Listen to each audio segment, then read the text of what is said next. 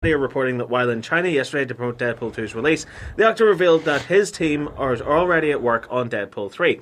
He added it was looking to go in a completely different direction, and often they reboot or change a character maybe like 4 movies too late. Reboot, you say? So he added it was... Oh no, I've read that bit already. Could Deadpool, as we all hope, be making his way into the House of Mouse with Reynolds in the spandex? Oh, I hope so. Have you seen his bum in that outfit? Looks like 2 eggs and a hanky. Whatever happens, we're stoked to see another Deadpool movie. You alright there? Why? It's like a goal for you. It's great. I love it. I'm excited. I'm a big fan. So, yeah, I genuinely think what's going to be happening here... Do you think he's trolling? No, I genuinely think what's going to be happening here is Disney are looking at how well Deadpool and Deadpool 2 have been. Yeah. That, combined with the fact that Once Upon a Deadpool was really successful, and it was the PG-13 version. Yeah, there was not, even over here, it's still got a 15 rating, so what was the point? I think that they know what makes money. Yeah, because I would be really sad to see Deadpool be rebooted with another actor, because like, I wouldn't be Deadpool. Yeah, and I think because of that, they're going to reboot or retweak it in some way that it's still Ryan Reynolds, it's still his Deadpool, but he's PG-13 now.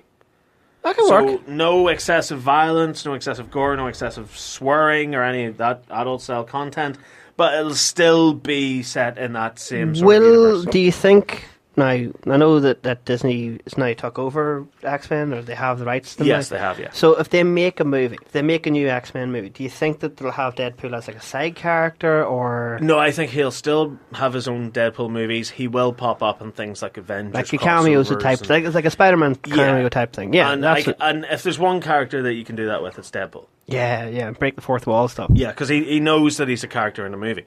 So I think it would be really funny to start off Deadpool 3 with him like trying to swear and he gets bleeped out or something. Yeah. And he's just going like, what is this? It feels like I'm in a new universe or something here. Almost like I've been kicked with a reboot or something like that, you know. And it's him sort of like filling in the blanks really and going like, oh, I guess Disney like realised that I was more marketable than first expected. You know, like all the rest of the characters and all, they can go and fall off a bridge, you know, like, but with me, they decided to keep me around. I do hope he has his original group, like with, you know, like a Deadpool 1 and 2. Yeah, because it'd be sad to see them all completely be erased. Well, I don't know, but as far as I can see for now, what's fairly certain is that Ryan Reynolds will be back.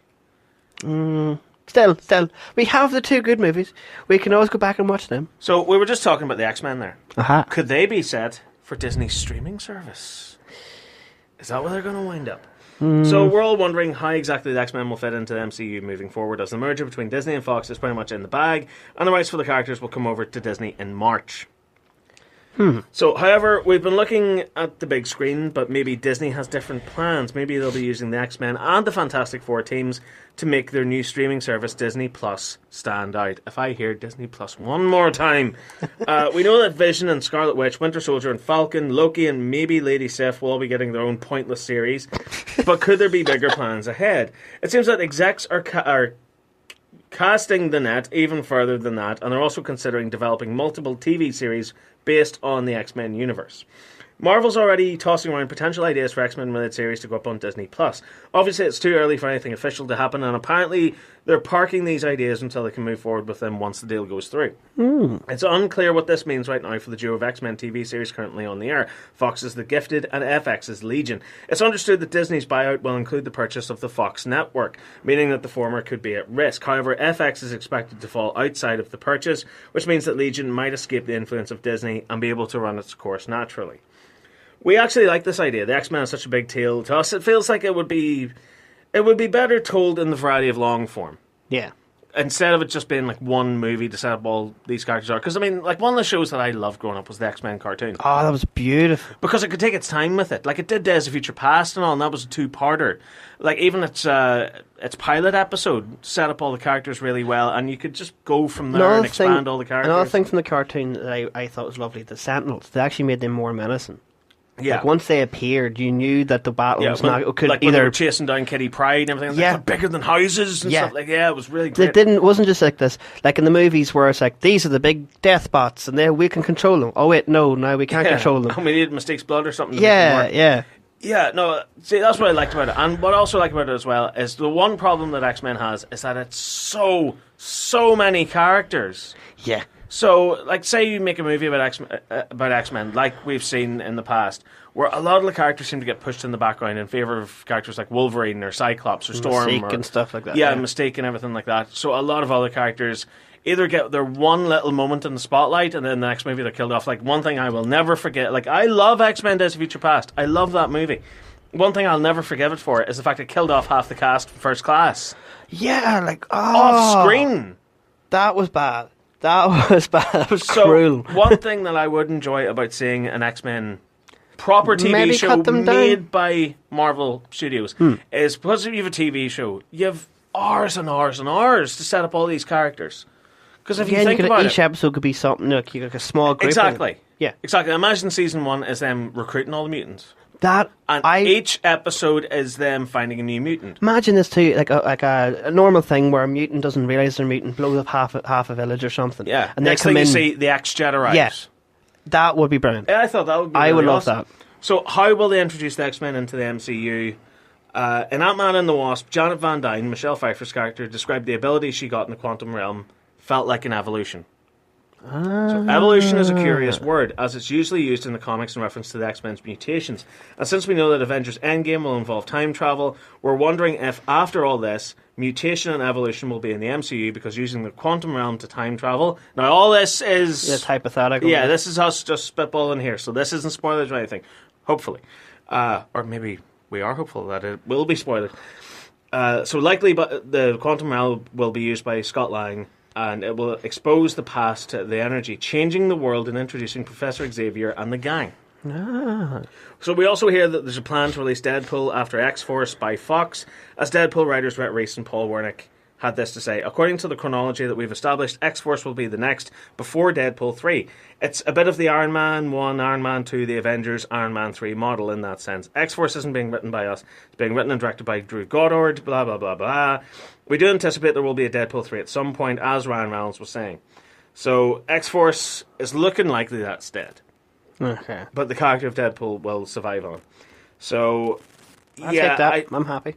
I think if anyone know how to treat their characters, it's Marvel, isn't it? Yeah. And I mean, like, there wasn't that big thing that came out. It was sort of like the whole vibranium thing and adamantium thing, where the X-Men characters in the Fox Marvel universe, they had access to adamantium because it's what Wolverine's skeletons coated in. So whenever it came time for them to sit down and make the Captain America movies over at Disney, they couldn't say that Captain America's shield was vibranium and adamantium. They had to say it was just vibranium. Like, for example, in the comics, Ultron's made out of adamantium. Yeah. Same thing with Captain America's shield and what have you. But instead of that, and adamantium, I think, is Black Panther's thing as well. I think so, yeah.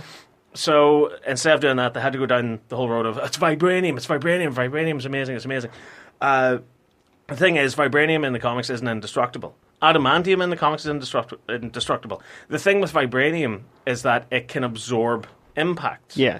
And it can absorb vibrations, essentially. So you can hold it and have like someone punch away at it. You won't feel anything, because all the vibration of that energy that's being put into the shield, it won't transfer across. It doesn't transfer energy. So I always thought that was a little bit rubbish whenever I was sitting down watching a Marvel movie and like they were going like, vibranium's amazing. It's like, no, it's not. The bit that made me laugh was the vibranium part. It's like okay, they're making Ultron big, this powerful machine that can't get destroyed. I don't know that fight sequence with on the boat. Remember when Iron Man had got him outside, and he goes, yeah, "I'm already gone. You have to catch up with me." And he shoots him with a rocket and blows him up. I was like, that wasn't him with vibranium at that time. That was just him. Okay, because I was kind of going. He didn't have vibranium at that point. The reason why they went to South Africa to Claw was to get the vibranium. On the book. No, because I was trying to figure out what that was. No. I've confused myself. Well, in all fairness, it's a very confusing series of movies. Yeah, because I actually it's hard to keep track of all this nonsense. Because when I seen Ultron Prime, I was like, okay, so he's now the Vibranium Man. Yeah.